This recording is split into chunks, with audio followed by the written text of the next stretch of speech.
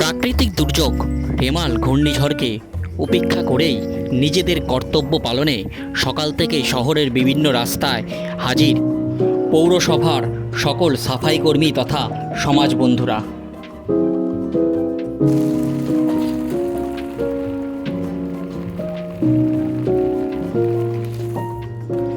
উল্লেখ থাকে, সম্প্রতি লোকসভা নির্বাচনকেও পেছনে ফেলে কার্যত আবহাওয়া দপ্তরের পূর্বাভাস অনুযায়ী বিগত কয়েকদিন ধরে চর্চার শিরোনামে উঠে এসছে রেমাল নামক প্রাকৃতিক দুর্যোগ তথা রেমাল ঘূর্ণিঝড়। আর আবহাওয়া দপ্তরের পূর্ব নির্ধারিত সূচি অনুযায়ী রবিবার রাত থেকেই বিভিন্ন এলাকায় প্রভাব শুরু হয়েছে রেমাল ঘূর্ণিঝড়ের। সোমবারও সকাল থেকেই অন্যান্য জায়গার পাশাপাশি নদিয়ার নবদ্বীপ শহর জুড়েও তার প্রভাব লক্ষ্য করা যায়। সকাল থেকেই চলে ঝোড়ো হাওয়া সাথে বৃষ্টি। আর এই ঝোড়ো হাওয়া বৃষ্টি সব কিছুকে উপেক্ষা করেই নিজেদের কর্তব্য ও দায়িত্ব পালনে অবিচল থাকতে দেখা গেল নবদ্বীপ পৌরসভার সকল সাফাই কর্মী তথা সমাজ বন্ধুদের।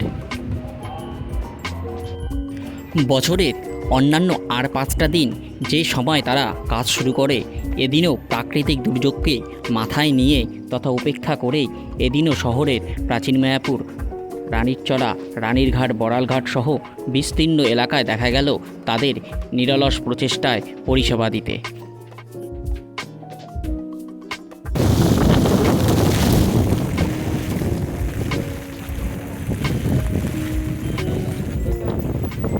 এই ঝড়ের মধ্যেও তো কাজ করতে হচ্ছে, মানে এই প্রতিদিনের মতো আজকেও পরিষেবা দিয়ে যাচ্ছেন। কোন কোন ওয়ার্ডে আপনি কাজ করেন? আমার এই সোজাও আছে, এই রানীরঘাট, বড়ালঘাট এই দিক দিয়ে, তাই তো? আপনার নাম? আপনার নাম? আমি বলছি হ্যাঁ, গীতা।